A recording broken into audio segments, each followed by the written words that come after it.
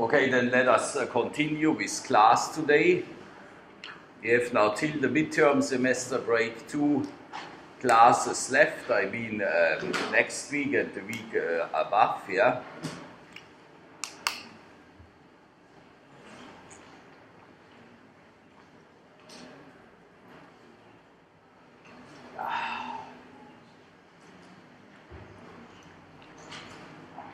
So should be fine from our time schedule.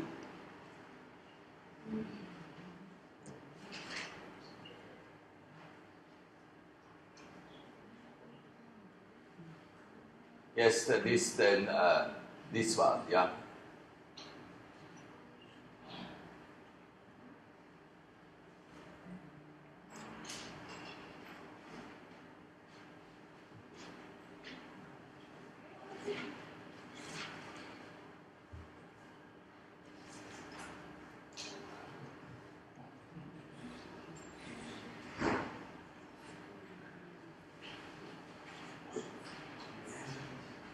Continue.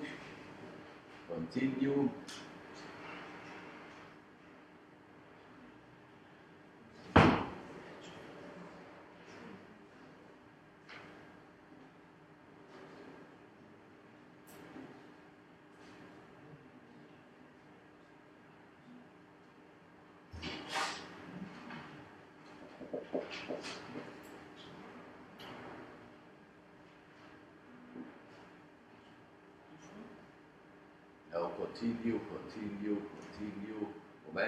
Moment. Backwards.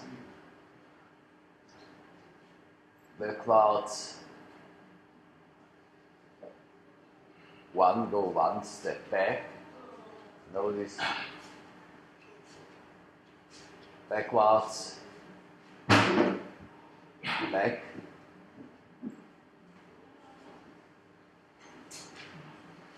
Back.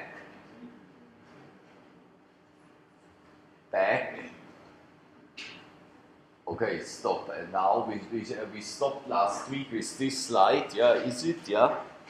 So now make it as big as possible. Yeah.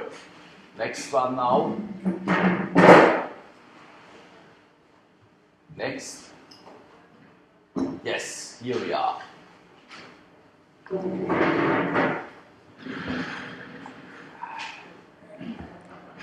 So now here we have now a list from different typical metamorphic rocks, if you are just checking it in your list, yeah.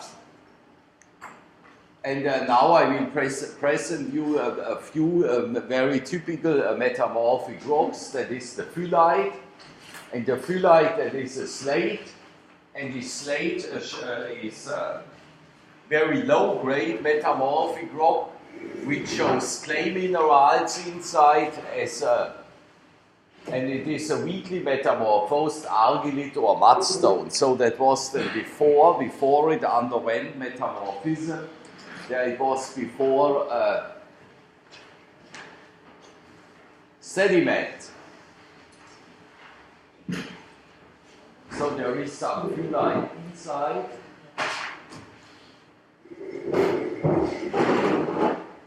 So, and then we have the schist. So, and that is a metamorphic rock which is rich in sheet silicate like micas and chloride with well-developed pervasive schistosity. And there we have the chloride schist, the mica schist, and the calc schist. Yeah? And these schists, they have been before they underwent metamorphism, also a sedimentary rock, yeah?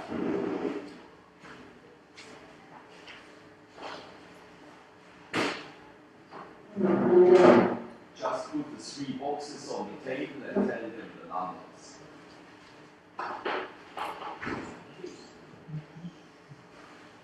So then we have gneiss. So in the gneiss, that is a metamorphic rock which is rich in feldspar and quartz. So in that was before it underwent metamorphism, a granite, yeah? So in such gneisses you will typically find in metamorphosed rocks on the continental side.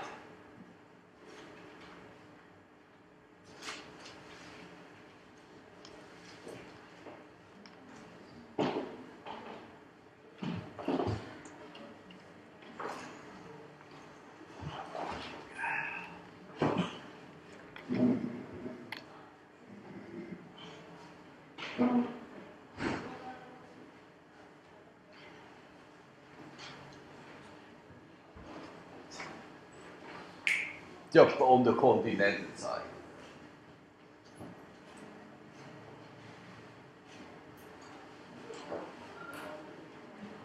So in Z10 we'll now just take all the three boxes on the table. So I mean one box here, the other one here, and the other one there, and he will then just give you the numbers, and then you can pick the rocks there, because that works faster. So for example, there should be just a phyllite around. So, I mean, it is a phyllite here. Yeah, red light phyllite.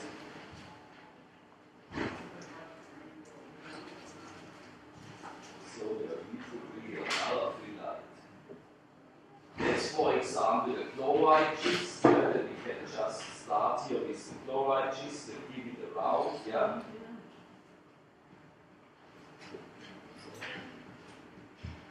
And that is the phyllite, yeah? That is the phyllite.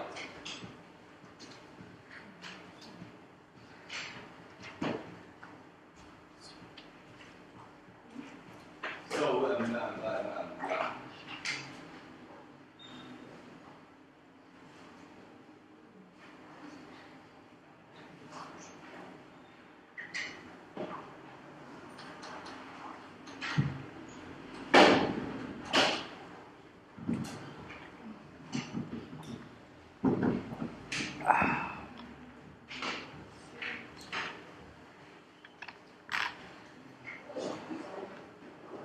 yeah, I do this just then on the third table.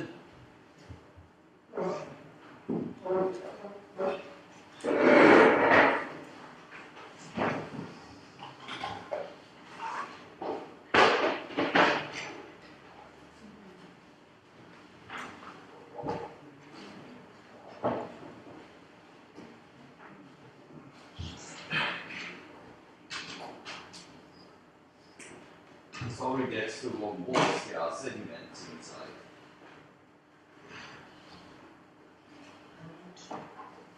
It should be from 357. No. These are all sediments. So it got to be clear. Here we have some metamorphic rocks inside. This, for example, is gold. It is not a metamorphic rock.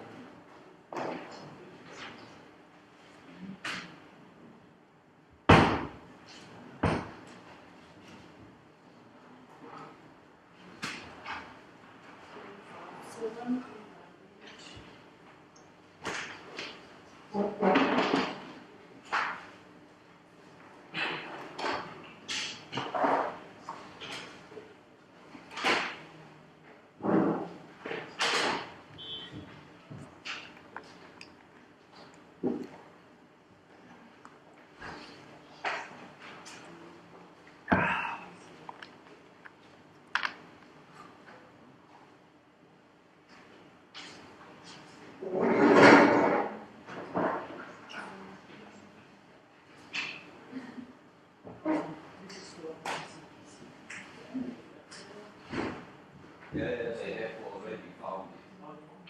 So, but we should have now all the metamorphic rocks on the table.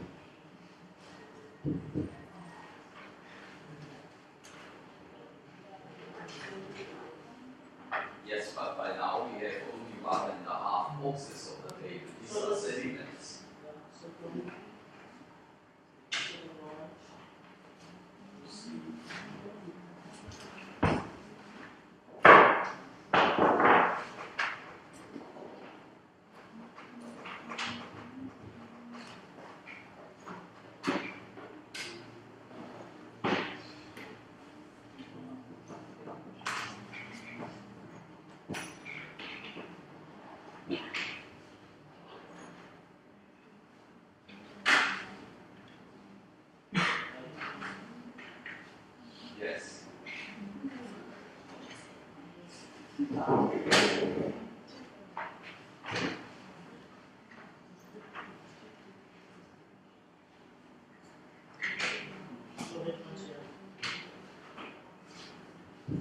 Yes, then put it just there on the table.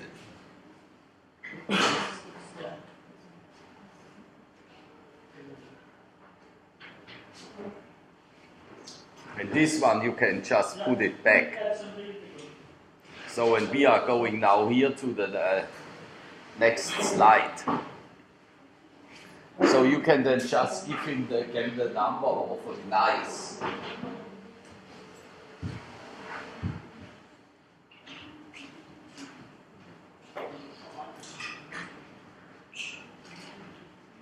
And for me, just the next slide.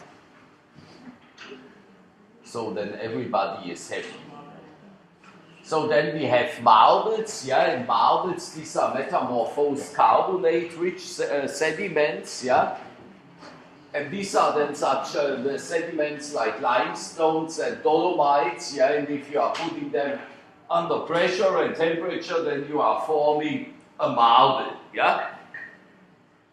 So, and therefore you can distinguish between calcite marbles, dolomite marbles, clastic marbles, tremolite marbles and olivine marbles. So this is then an olivine marble that contains the olivine, yeah, the Swedish mineral, you know it by now. And the other one contains the tremolite, and we will discuss more about it when we are coming to the metamorphism of marbles. So then we have as next the serpentinite, yeah, and the serpentinite contains of the mineral serpentine, yeah. So and that is then just metamorphosed oceanic crust, and I told you last week, I think so, and I hope so that I told you this. You are making while your slab or your oceanic crust is running towards a collision. You have the hydration of the oceanic crust, yeah, and then you are making hydrous minerals inside all these folds and cracks. So, and if the slab is then too buoyant, yeah, that means the density is then too less, then you cannot bring it downwards. Then you are abducting the stuff, and then it is lying around on the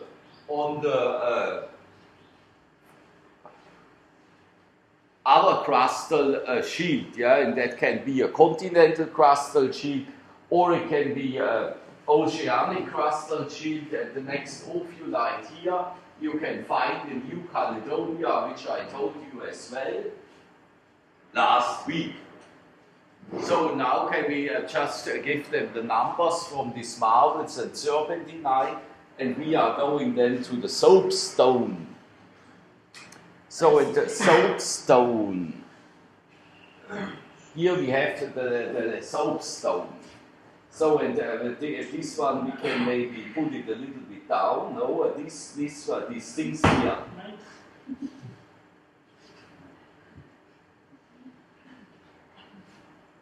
So here the soapstone, that is then a soft metamorphic rock, and that contains then of a lot of CO2 bearing minerals, yeah. And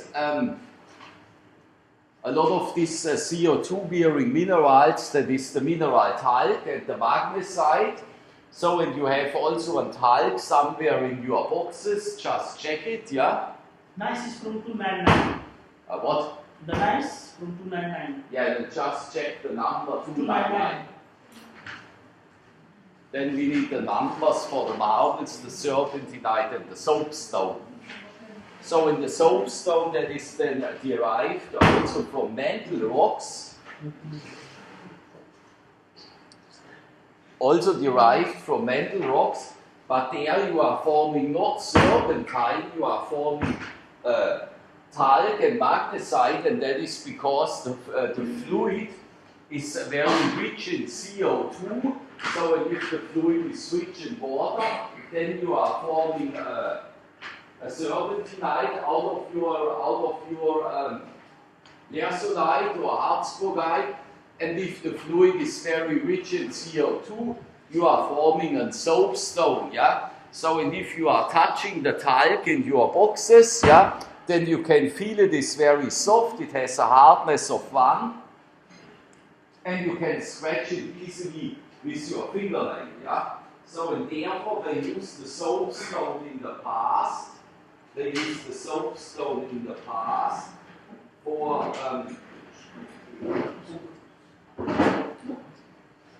for carving cult objects, yeah, tools and stoves and such things, because you can easily handle it, yeah. So, and we are going to the next slide. So, then we have now the green schist, yeah. In the green schist you have seen a lot of times, yeah, because the green schist, that is the typical metamorphic rock which you can find in Fiji, yeah. And we will go to this place where you will find these rocks during the field trip. So this typical green schist, that is a metamorphosed basalt or gabbro, yeah. Metamorphosed basalt and gabbro, and I mean that makes here sense, yeah, on the Fiji Islands, when you are, because you have a lot of basalts and you have a lot of gabbros, yeah. All the islands consist of basalt and gabbros, and if they are undergoing metamorphism, then you are making one of these guys, yeah. So in this one, which you can find here, that is the green schist, and that you mean the green schist is green because of the mineral chloride, yeah. So because the chloride is a green mineral, and then you have some actinolite inside, you have also epitote inside, and you have the plagioclase and albite inside. So if there is no schistosity seen in this green schist, so I mean here you have a perfect schistosity in this green schist, yeah. So but if there is no schistosity seen, then we are calling them a green stone, yeah. So in these green schists are typical of low metamorphic rate. So that means metamorphism, if we are talking now here of Fiji, has just taken place, yeah, and it will continue. I showed you last week this slab figure, yeah, you are pushing from the east and from the west, yeah. And maybe if we are 10 million years are waiting, then we are forming then maybe an amphibolite. Yeah? And the amphibolite, that is then also a metamorphic basalt or gabbro. And it has the mineral pairs hornblende and plagioclase, and the plagioclase here is an oligoclase still undeseen. If you are checking the triangle diagrams, which I have showed you last week or the week before, then you know the oligoclase or andesite is more rich in calcium-bearing plagioclase. So if you have more calcium in your plagioclase, that means this plagioclase was formed at higher temperatures, yeah? So then you have other characteristic minerals, you have garnet, epidote, diopside and micas. And that is then typical for intermediate metamorphic grades. So, and I have to mention here in the Fiji green schist, you have also garnet inside. So that is then not a really low-grade metamorphism. It is on the transition to the amphibolites. Yeah, you will see this today in some other diagrams later how this looks like. So, and then the examples, you can have a garnet amphibolite or you can have a banded epidote amphibolite. So then you have the granulites, and the granulites, these are metamorphic rocks which are typical for high metamorphic grades, yeah? And they are actually very poor in hydrous minerals because they are dehydrating. Then at 750 to 800 degrees, if you can just look for these rocks. 331 to 334. then at 750 to 800 degrees, the last amphibole becomes blown out of the system. It will dehydrate, it will then form other anhydrous mineral, and the biotite makes that also don't like such high temperatures. So, and then the next thing is by dehydrating, while you are going from the amphibolite phases to the granulite phases, you can then also produce migmatites, and these migmatites, as well as the granulites, they have already been molten, and then they have recrystallized. Yeah?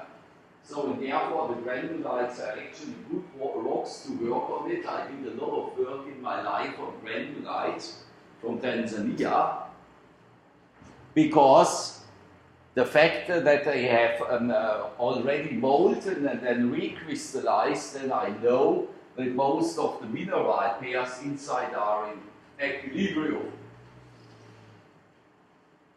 But it is also not always the case, because there are still some magmatic components inside. There can even be, some magmatic components inside from your metamorphosed, or from your basalt, or from your granite, basalt, or from the granite less, but from the basalt or from the graphite. So in our next slide. So, and then we have the blue schist, and the blue schist is blue, yeah, because of the mineral amphibole. I gave you also last week, I think, so the amphibole end members there, yeah, and there I told you this as well, why the blue schist is blue, and because of this mineral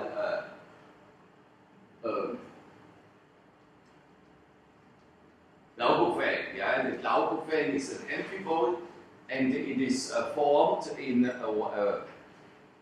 has a lot of sodium inside, and other minerals in the blue schist is then the lawsonite, the epidote, the garnet, the paragonite, the talc, the brunnerite, and they are typical for low temperature and high pressure conditions. So that is the typical for a subduction zone.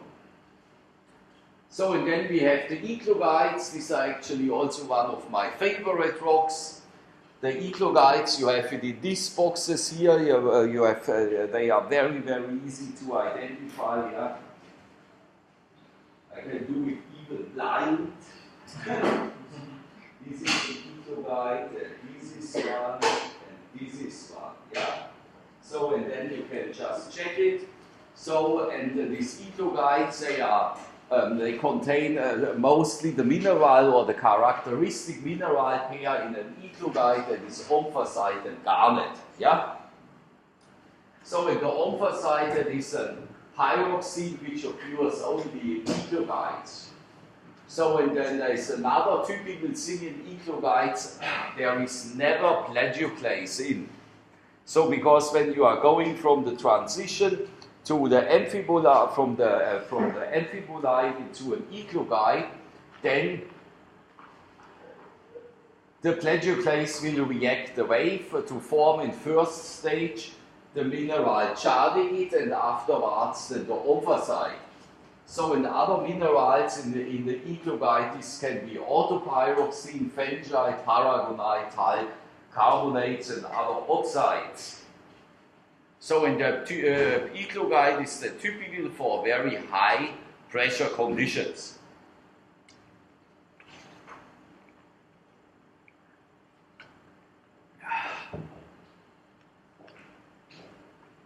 So then we are going to the next slide. So, and that is now the metamorphic phases diagram.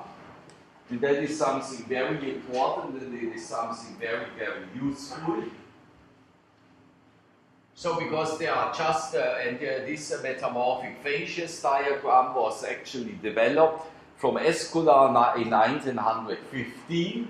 So, and he used for this classification metamorphosed basalts, yeah? Because, for example, you can have also a metamorphosed sedimentary rock, which is then formed at the same pressure and temperature condition like a green schist, but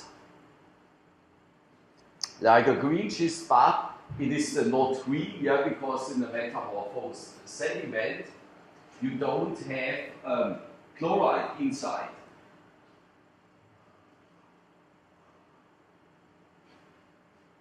So then you are saying that it's a green schist facies rock. Whereas here we have the typical green schist, and while we are just sitting here with our green schist, and we have a garnet bearing green schist, so then this green schist is maybe formed like under this pressure and temperature conditions, yeah. So and then it's then up to 500 degrees Celsius, and maybe a pressure ranging between 4 and 6 kilobars, something like this. I have to do at first the exact calculation, and therefore I have to analyze these minerals in this green schist here, yeah?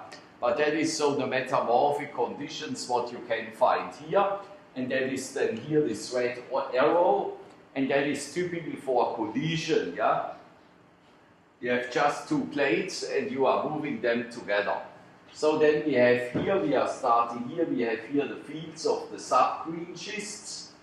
That is the very low-grade metamorphism, like these phylites, which is going around, yeah. At least I hope so. So and then you have here the green schist when you are running along a collision zone, yeah. Then you have here the green schists. So then you have here the amphibolites. So and here at about 750 degrees Celsius, the amphiboles will start to dehydrate, yeah. So and then you are forming from these amphiboles, that is the stuff what we are doing also after the midterm semester break to write down this mineral reaction, because they are all connected to each other. Then you will form from these amphiboles the pyroxenes. So, and the water can go away, or you are creating melt. So, and then you have here this field, and these are the granulites, yeah? So, and there you can distinguish between one pyroxene granulite and two pyroxene granulite. The two pyroxene granulites are formed at lower pressures, whereas the one pyroxene granulite is formed at higher pressures. So and now we are running along this blue, light blue colored PD paths. Then we are running here into a field where we have the blue schists. Yeah? Under these PT conditions, you will then form this bluish mineral Naukophane and your garnet and so on. Yeah? So and here at very high pressure and temperature conditions you have then the eclogites, which are also going around. Have you found the numbers for all these things? So in this light blue colored PT pass, that is the typical for subduction. So but I mean you can have thousands of PT passes, yeah? These are just two representative. So and then we have here this field, and this is just the field of unattainable PT conditions. That means under such pressure and temperature conditions, no metamorphism will take place, yeah, because I mean at 20 kilobars, when you have 20 kilobars, then you are sitting in a depth of 60 Ks. And in a depth of 60 Ks, you will then, of course, have more than 300 degrees Celsius. Yeah. So, and these are these unattainable PT conditions on Earth. Yeah.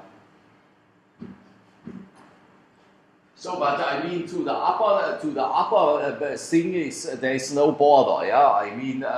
I mean, this is just now up to 20 kilobars. Yeah. But if you are talking about rocks, which I have also collected and worked on, which are coming from a depth of 200 kilometers, yeah, or 180 kilometers, then it is of course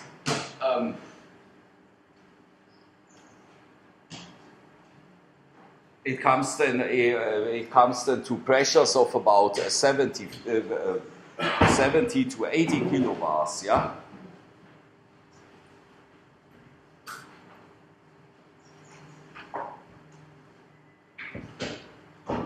So if the rock samples or these xenolites here from Fiji, they are coming from a depth of 90 kilometers, yeah. And they were just brought up by volcanic eruptions. So then we have here this reddish area, and that is the conduct metamorphic area. That is the PT conditions which you will have when you have an intrusion somewhere and you have a pluton or a plutonic rock, and this plutonic rock is cooling down. Then you can obtain such PT conditions. So yeah, next slide.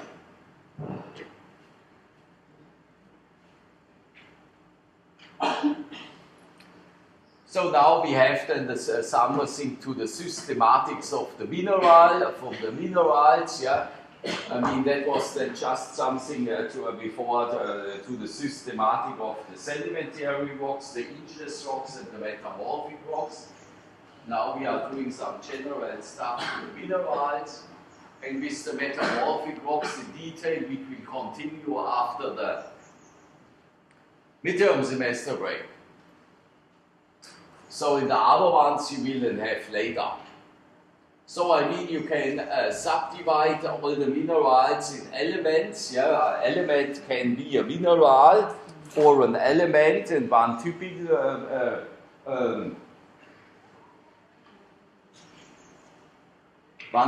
element which can also be a mineral that is here in Fiji gold. Yeah. So again, here in Fiji it is also copper, yeah. So silver you don't find here too much, yeah. Actually close to nothing. But you can find gold. You can find a lot, yeah. Copper, with the copper here, the problem is there's too much sulfur in the fluid, and then you are forming from your native copper. And I mean, when you are working for the mining industry, you would like to have native copper in your hand and not a copper sulfate. Yeah, I mean, a copper sulfate is very nice because you can just see it here with your where the crystals, here the crystals, there you can see it. Or when you are going to the box here, then you can find, I think we have the azurite or the malachite, yeah, and some other malachites are here inside the lab. So, and then of course we have the diamond, and we have graphite, and we have sulfur. So a diamond you have already seen a lot of times, because we have it here in the box, yeah. And we have also copper inside, yeah.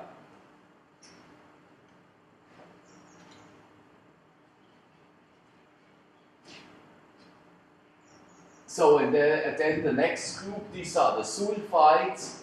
So in the sulfides we have the pyrite, for example, yeah. We have the pyrite, we have the pyrrhotite, we have the galenite, the sphalerite, and the chalcopyrite. So in the chalcopyrite and the pyrite, I think you will see also some of them during the field trip, because they occur here together with in this field course. There they are doing the copper exploration, or have done the copper exploration, but by now they could not find native copper. So then you have the halides, yeah, and you know that is the salt, and you have the fluoride, yeah. Then we have oxides and hydroxides. Yeah, there you have the magnetite, the hematite, the corundum, the rutile, the goethite, the gypsum, and the brucite. So you have the carbonatic minerals. These are the nitrates and borates like calcite, dolomite, aragonite, magnesite, siderite. Then you have the sulfates. There you have then the gypsum, the anhydrite and the barite.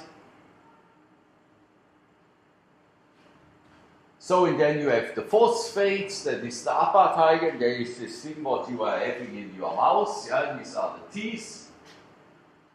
And what else do we have? We have the silicates, and then is the quartz, the feldspars, the pyroxene, the antimonts, the micas, the clay minerals, the zeolates, and the alumosilicates, yeah.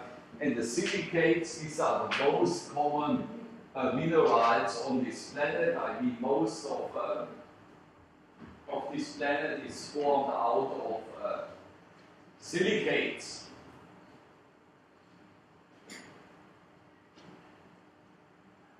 So now we have the minerals from metamorphic rocks, and there we have the garnets, yeah? And I showed you before the garnets in class, and I told you also the mineral chemical formulas, and I told you all the exchanges as well, yeah? You have here the different end members, you have already heard about it, the almandine, the pyrope, the grossular, spessartine, andradite, and uvarovite, yeah? I told you in class only these 4 ones, because they are the most common ones, yeah? The other ones, I mean, we don't need for our games here, yeah? So, and that is then here, for example, the almandine is the iron-rich end member, the pyrope, the magnesium-rich, the grossular, the calcium-rich end member, and the spessartine, that is the manganese-rich end member, whereas the andradite has here a replacement with, instead of aluminium, is there 2 iron 3 plus inside, and here in the uvarite, that is 2 chromiums instead of the aluminium inside. So, and that is then responsible, the different chemistry here is responsible then for the color. Therefore, the almandine is dark red, the pyrope is colorless. It's actually not really true that the pyrope is colorless, because our pyrope is actually brownish a little bit.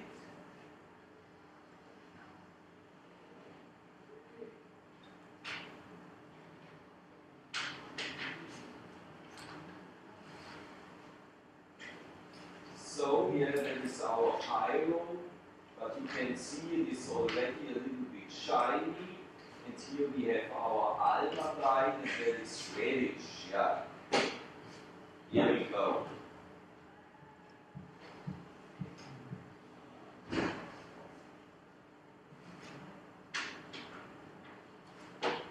So then we have the grossular, they can then have all colors, but usually it's light brown. Yeah, sorry, I told you it's the wrong things. I have not shown you here that it's not a pyrope, that is a grossular, yeah? And there, this grossular, that is light brownish, yeah? So then we have the spessartine, that is pink, and the andradite is dark green, whereas the uvarovite, that is grass green.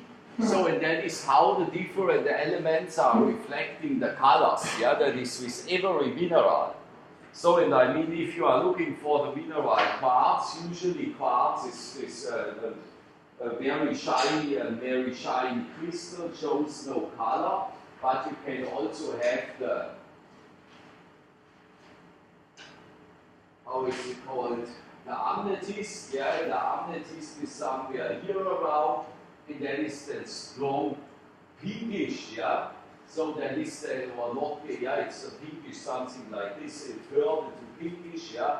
And then it's because there are some trace elements inside. Only the trace element can change your color, yeah. That is also for the diamonds, yeah.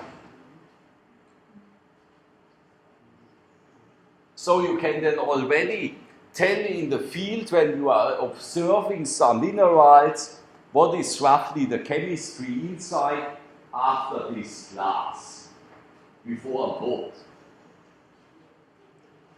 So then we have the kyanite. Kyanite is one of the 3 alumosilicates, and you will hear about a lot about of the kyanites, yeah, because they are very important in the rock classification, and you have 3 alumosilicates, that is the kyanite, and you have the silimanite and the andalusite. So and these are polymorph minerals. They look completely different from each other. The kyanite is bluish, whereas the silimanite has fine white needles, and the andalusite is pinkish with a cross in the middle. So, but they have all the same chemistry, but they are formed under totally different pressure and temperature conditions. So, and you will do, or I will do after the midterm break, a very, very nice calculation in the lab dealing with these 3 alumosilicates. That is a lot of to calculate, but that does not matter. Calculations are never harming. So, in this kyanite is then formed at high pressure conditions, whereas the silimanite is formed at high temperature conditions, and the andalusite, that is the modification of medium temperature as well as medium pressure conditions. So then you have the mineral titanite, yeah, that is a very common accessory mineral, occurs in many inches and metamorphic rocks, and has the composition that is CaTiSiO5. So and the titanite forms also always this, I don't know how it is called.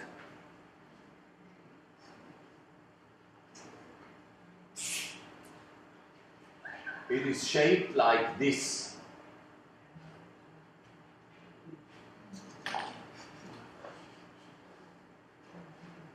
Yes, it's titanite forms wedge-shaped, brown or green mid crystals, and that is an important carrier of titanium in these rocks. I mean, other very important carrier of titanium in these rocks, that is the ilmenite and it is the rutile.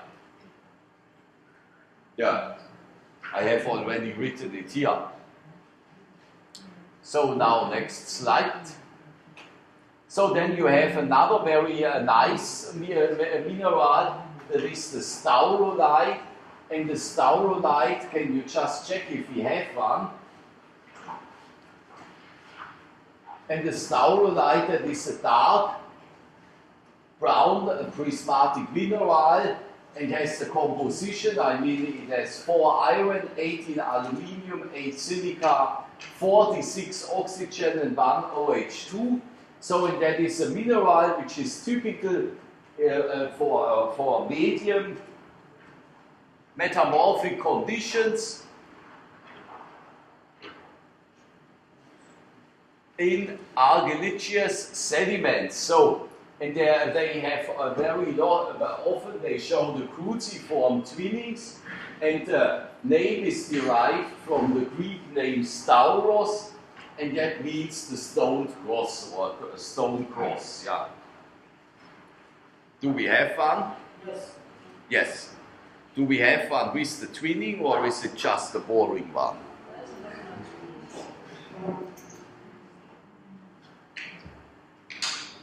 Yeah, there's not too much. No, you can see it here. Here you can see it wonderfully. Here, then you are just looking here, and then there is this cross.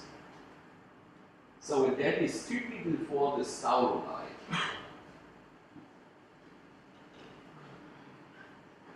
So in the staurolite is also an index mineral. Yeah, you will hear about index minerals also more after the midterm semester break, because here that is just an introduction from all this stuff. So then we have another mineral, that is the epiglote. Yeah, that is a very common green mineral, and that you will find under low-grade metamorphic conditions. So and it has then it's calcium bearing Ca2Al3Si3O12OH. So and from this formula, this is actually a zoisite, but in the epidode you have then additionally more aluminium inside, whereas in the zoicide you have a mixture between aluminium and iron 3 plus inside, and then you are calling it no longer epidode, then you are calling them zoicide, and they are looking then also different because of the changes in the mineral chemistry. So next slide. So then you have the talc. You have already seen the talc, and the talc is also in the boxes. Then this is white to silvery shiny sheet silicate. Yeah, I have already written down the formulas on the board with all these exchanges. Yeah, making how the talc is related to the biotides and the micas. Yeah. And if I would for you, that I would check there, because that would be with all these exchanges, there could be a good question in the examination. And I'm not saying this for nothing. So in this type, I mean this type that is typical for many metamorphic rocks. And it is also typical in ultramafic mantle rocks, marbles, and soapstones. So then we have the serpentine. The serpentine, I have already told you a lot about the serpentine as well, yeah? That is then this green sheet silicate with that composition here. And I mean the serpentine is ester kyanite, that is also a polymorph mineral. It can be what it will occur in the modification antigorite or lizardite or chrysotil. It depends always under which pressure and temperature conditions they are formed, and there they are then stable. So in this dominant mineral, that is the dominant mineral of the rock serpentinite, and that is just an hydrated mantle rock, as I told you just a few minutes ago. Next slide. So then we have the chloride. Yeah, it's a very green common sheet silicate. You saw it today a lot of times. Yeah, that is the mineral which makes the green schist green and gives the green schist its schistosity. So, and that has then a following mineral chemical formula. I must not spell it. Then we have a chloride that forms then also flakes, like the micas. But chloride is green in color, yeah? That is this. So in the present, that is then typical for low-grade metamorphic conditions. Then we have the zeolites. So in the zeolites, that is then minerals of hydrous framework minerals, which are formed under very, very low metamorphic conditions below 250 degrees Celsius. And I mean, there we are not really, we cannot really talk about metamorphic rocks. Yeah, that is just the transition, yeah, from sediments or from very strongly hydrated basalts in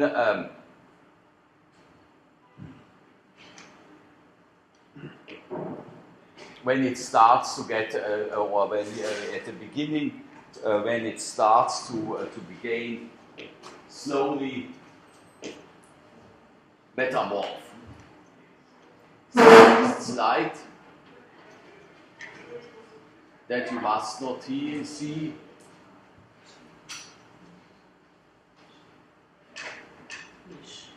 Finish, great. Then we are done with this, yeah, then we are going just to the next, yeah. So, and that is the MILPET 1. So that is also uploaded on your Moodle.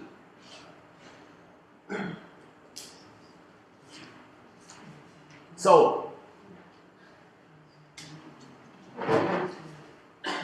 Here we have a table showing the different composition of the different rocks occurring here in the mantle, in the continental crust, the oceanic crust.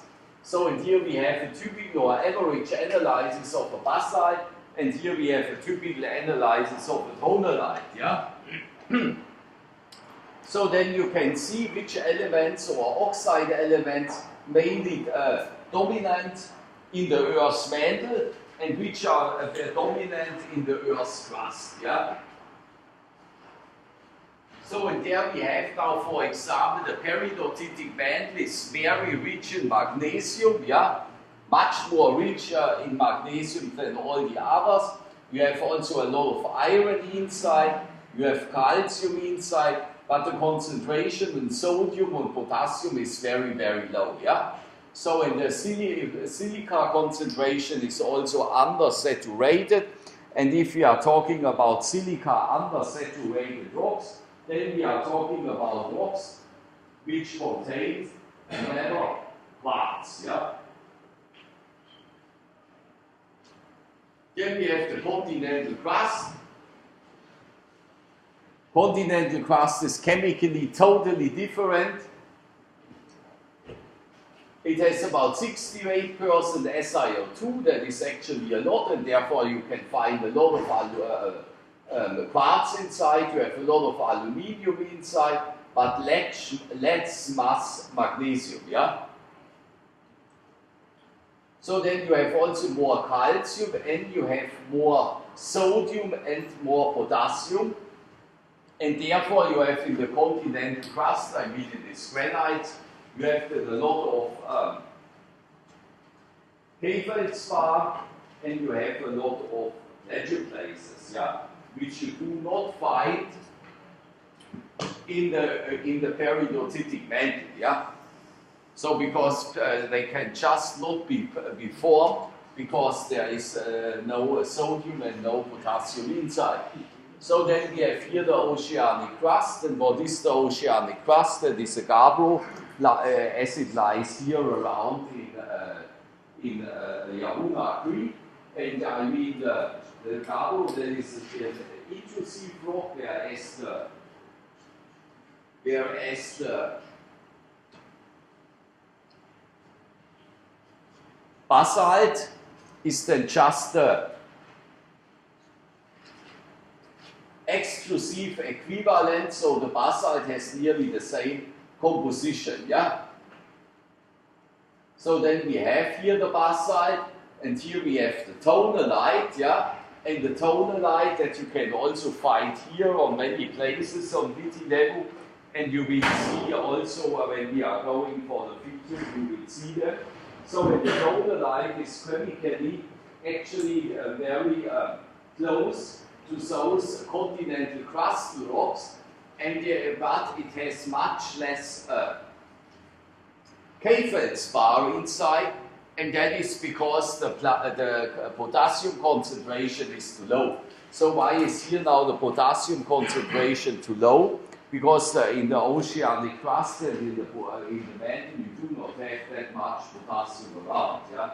Therefore, is this in this tonalite? I mean, the tonalite is a granite, yeah, but it contains much more plagioclases compared to the feldspars. Yeah. So, in this tonalite here in Vitilevu, that is actually a product from molten oceanic crust. They are here totally the same, but chemically different. Yeah. So in that way, that works in the following way: if you have your oceanic crust, and I mean there hydration will take place. Yeah, I told you this. It will take place, and I mean the crust here is very, very thin. Yeah, it's very, very thin. So and therefore it is very, very hot. So and then when you are coming from the other side, so when you are at a temperature window of about 750 degrees Celsius, something like this, then your oceanic crust start to melt, because, start to melt again, because the water inside will take down the melting temperature, and then your gabbros starts, or your oceanic crust starts to melt up. So, and from this melt, you are creating then, and this melt will then recrystallize later, and from this melt, you are creating then a tonalite, yeah? One can see this here at the Yavuna Creek very, very good.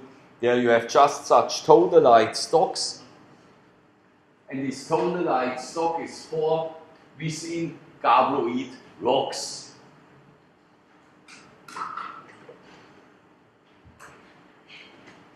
That means you have here the sign of the formation of a new microcontinent, yeah. So, and if you are going to Africa, you can find a lot of these rocks, of these tonalites. They are called TTGs, and but they are much older, yeah. There they are 2,900 million years old, or some of them 3,300. Yeah, in the Carpal they are 3,300. And then there you have huge, massive portions, yeah. And that could be by fractionation of the gabbroid melt, or as it is here, you are melting them later on up. While all this stuff becomes hydrated and under amphibolite phasous conditions, it starts then to melt and will then produce such a tonalytic melt. And that one can see here. And you will see it then during the field trip in nature. So next slide. Then we don't need. So yeah, now we have the next thing that we don't need, because I must not read this. So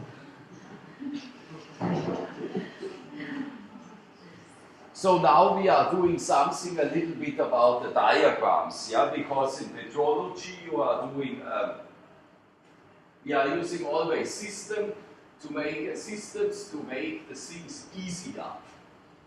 For most people, they are very difficult at the beginning, as it was for me when I was a student, but actually it's very easy. So you can have two components in space, or you can have 3 components in space, or you can have even 4 components in space, yeah? But using a 4-component system is very difficult, yeah? So because there you have a lot to draw. So a very easy one is then 2 components in space. So there we are using now just the Cartesian diagram, or a Cartesian coordinate system. So, and then we are taking here the moles, yeah, we are taking here just one SiO2, and here we are taking one periclass, which is an MgO. So within this, we can then span certain minerals, yeah. Here, for example, the enstatite, yeah. So because in the enstatite you have MgO inside and you have SiO2 inside, because the MgO, I mean the enstatite, that is just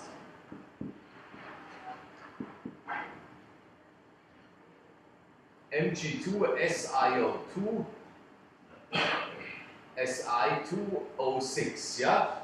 So then we have here one SiO2, and here we have one MgO, and then we have the ratio between magnesium and silica is 50-50, yeah? And therefore the enstatite is plotting exactly here in the middle, yeah? Of course. So, but here I have now multiplied it by 2, because I told you we are sure, I mean, you can also write it down just in this way, yeah? MgSiO3. You can also do like this, yeah. But I told you all the pyroxides we are making or we are normalizing it on 6 because then we have different octaeder spaces. One is bigger and the other one is smaller, and therefore you can then also show the dioxide and the Hindenburgite and all this stuff. So and now we are putting, we can also make quartz out of forsterite. We can also make forsterite here. That is the olivine, and the olivine here is an Mg2SiO4. Yeah, you know this by now.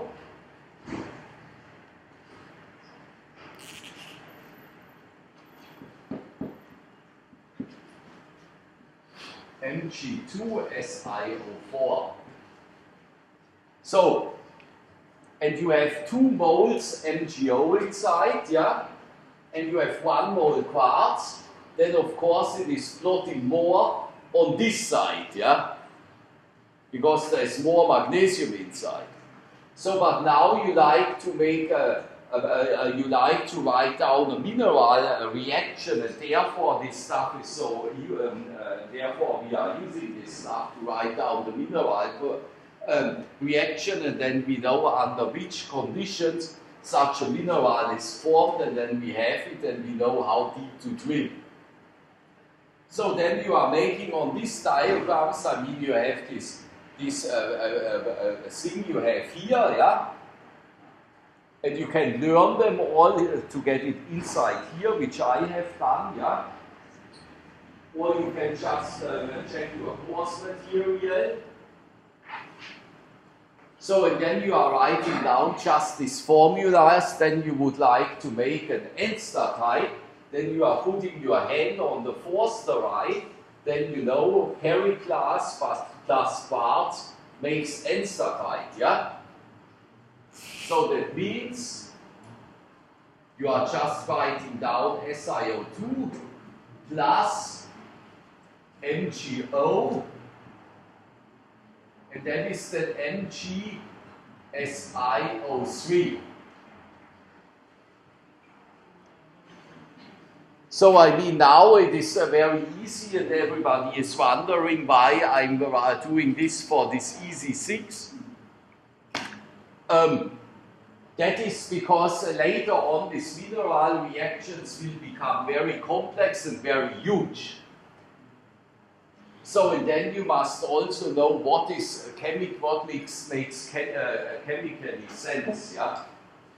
So, whereas if you like to make a forsterite, then you can make a forsterite just here. Periclase plus N-type will give you forsterite, yeah?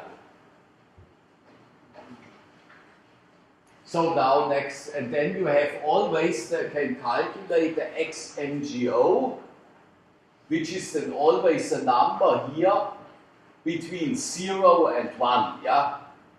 So I mean you can have 50-50, yeah? Then you have an xMgO of 0.5, or you can have here the forsterite, then you have an xMgO of 0.67.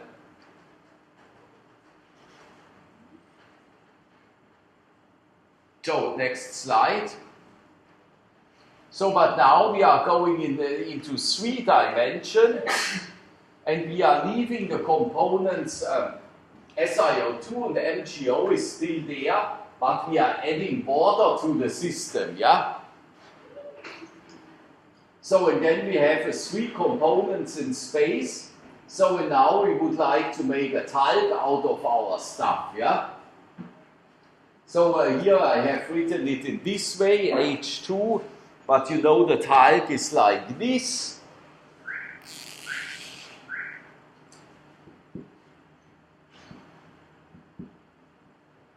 Mg3, Si3, no Si4, sorry for that,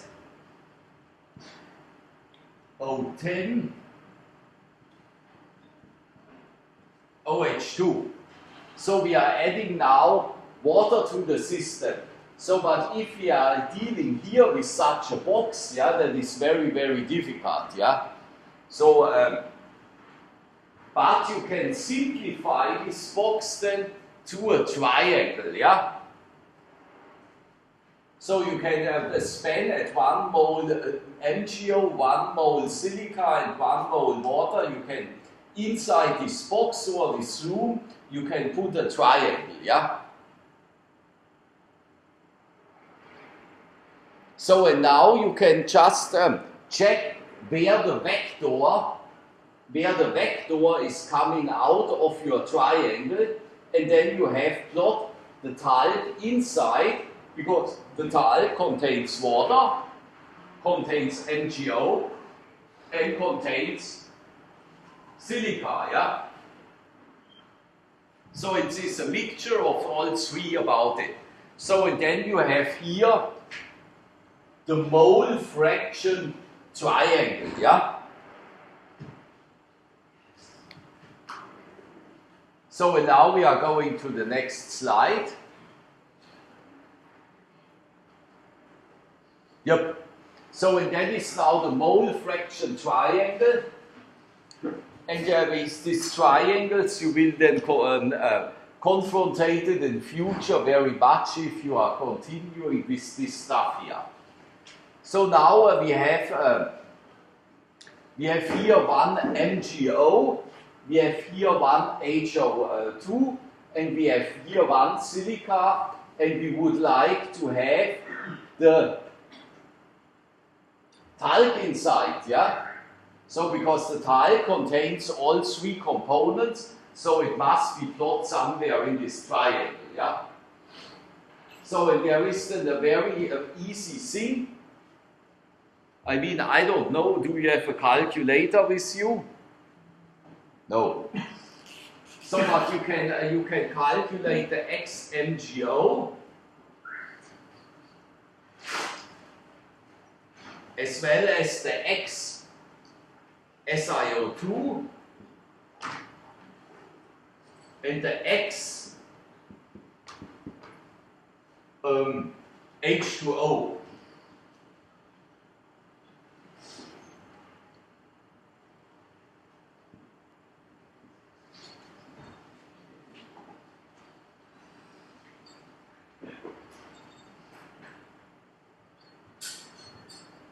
How you are doing this? So you would like to have the xMgO that you are making here a 1, yeah? Know what I'm telling you. You would like to have the xMgO here from talc.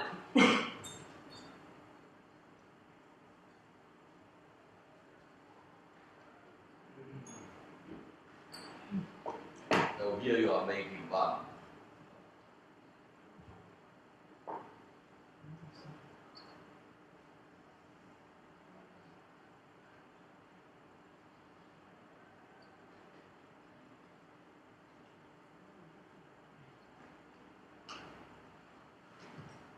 And the talc has 3 magnesium inside. No, I'm now confused.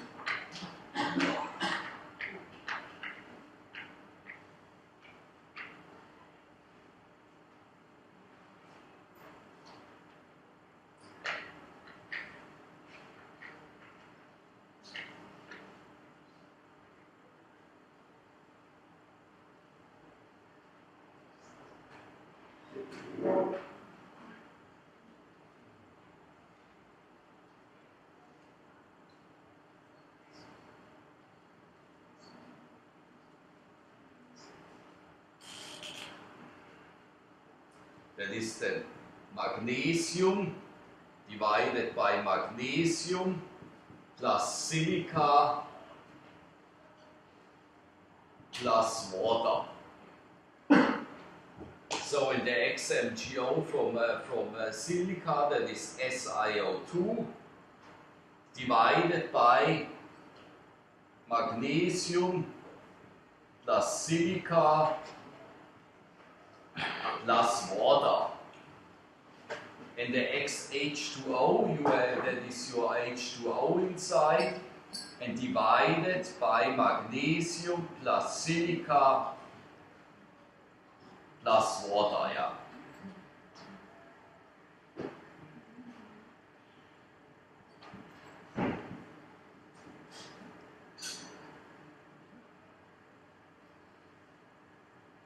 So and while you are doing this, you are getting then a different for the mineral talc. Then you are just checking how many magnesium is inside, and in your talc is 3 magnesium inside. That is then 3 divided by 8. So and then you are checking the silica that you have in your talc. You have 4 silica inside, and then you are dividing this by 8. So and here in your talc you are having 1 H2O inside, dividing it by 8. So and then the result will be, you must not calculate it, but you can do this just in case you are not trusting me. Then you have here 0.38, then you have here 0.5, yeah, klar. Then we have here 0.13. So and now you have these 3 ratios, yeah. Then you have these 3 ratios. So and now you can plot them in a triangle. You are just using here a triangle.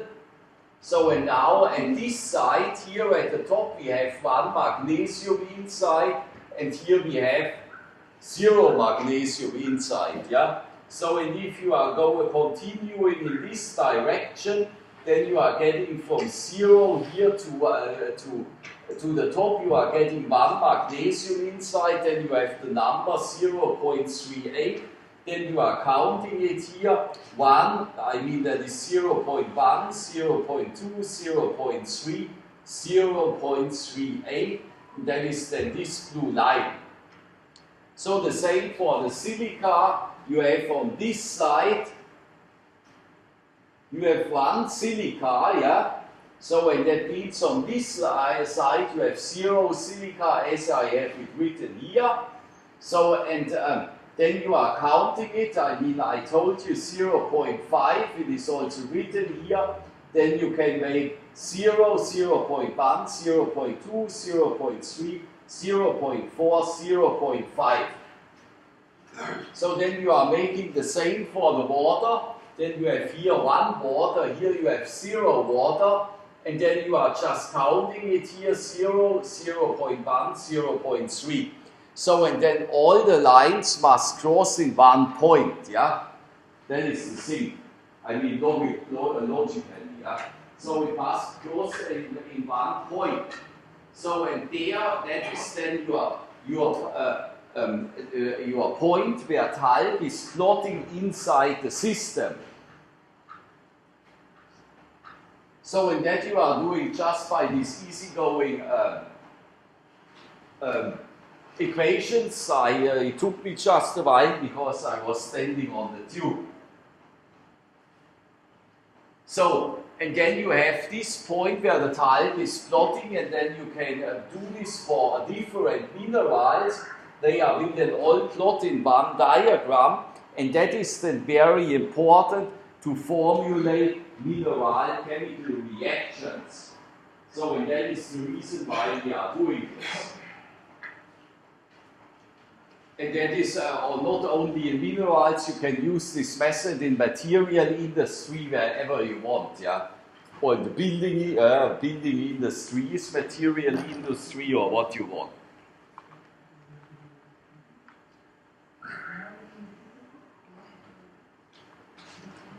So next slide. So you can also use the cosinus and the sinus if you like, and the tangents if you like to do this, but I think it's easier to type it the way I showed it to you. So next slide.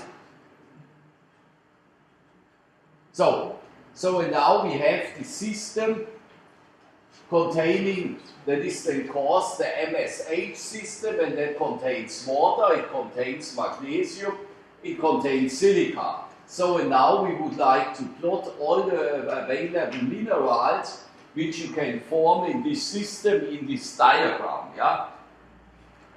So I mean there we have the most common mineral, that is here the forsterite and the enstatite, yeah? So and if you are talking about forsterite and enstatite, then we have already our harzburgite, yeah, which is a peridotite, yeah. You know this by now. So, and if these minerals which are plotting on the line, this we have then the binary system, and now we are adding water to the system. That means we are making from our binary system a ternary system because we have now 3 components in space. So then you have these 3 components in space, then you can add water to the system, yeah? And then you are having this kind of minerals inside. So I mean, if you are going from here to here, then you are forming more silica-rich minerals, and from here to here you are forming more water-rich minerals, and from here to here you are forming more magnesium-rich minerals. So and now, you know by now, I gave you the formulas and everything. We have here the talc, and here, for example, we are forming the mineral anthophyllite, yeah? The anthophyllite I showed you as well. The anthophyllite is an amphibole, yeah? So if you are giving more water on the system or into the system, then we are forming the antigorite, and the antigorite, you know this as well by now, as well. That is then ocean, a hydrated oceanic crust, and then is the mineral serpentine, yeah? So if you, I will not show you today, but next week, if you are starting to, or if you like to form an anthophyllite here, yeah? Then you are just putting your hand on the anthophyllite, and then you know enstatite plus talc makes an anthophyllite, yeah? That is the trick behind, yeah? We will do this later on. Enstatite plus talc is anthophyllite, and then you know this immediately, yeah? So, or here for example, if you like to form a talc, then it is another kind of reaction, because you can form then the talc out of forsterite plus water plus silica. Or you can form the talc using enstatite plus water plus silica. So there you can formulate cross reactions or triangle reactions. We will do there also some exercises in the practical, yeah. And here in class I will tell you till the midterm semester break how it works theoretically. And there you can also expect then some questions. And by the way, I have to upload your test number 1, yeah. So and then you can plot them all down on a line, and then you have the minerals as they are plotting here down on the line. And then you can calculate the XMGO between silica and, for example, between silica and quartz, yeah? So, and then they are plotting there, and then you can use them also to formulate mineral chemical reaction. That is the reason why we are doing this. So then we are going to the next slide. So, and then we can use a lot of different stuff, yeah? We can also use it as an FM projection. We are then using just MgO, we are using SiO2, and we are using FeO. And you know by now, for example, I showed you in class 2 end members of the olivine, that is the Forsterite, and that is the Firelight, yeah? You have written it down in your script. So, but then I told you also already, between this Forsterite and the Firelight, you can have a mixture. So, and this mixture is then just somewhere plotted here on this slide, yeah? So, and this is then the composition of your minerals, and this composition you will then use later on for doing your PT calculation and all this thermodynamic calculation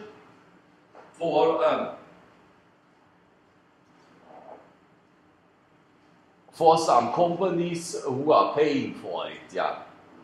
So then you have here the autopyroxene, I showed you also in class already. You have the enstatite, and the iron end member is the ferrosilite.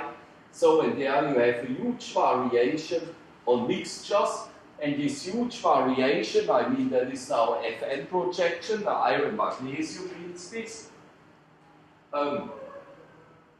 This huge variation that gives you then the formation, especially for the temperature when these minerals have been formed, yeah? So again, we have here the autoamphiboles, and that is the antophyllite, and the ferroantophyllite, yeah, or the cummingtonite was this, yeah, that was this guy. They are plotting the iron-rich end member plots on this side, the magnesium-rich end member plots on this side, and then you have a lot of mixtures between. So again, your points will always, depending on the chemistry of every mineral, will change, yeah? So and then you are using this hand method, and then you can formulate the reaction, but we will do this later. Next slide.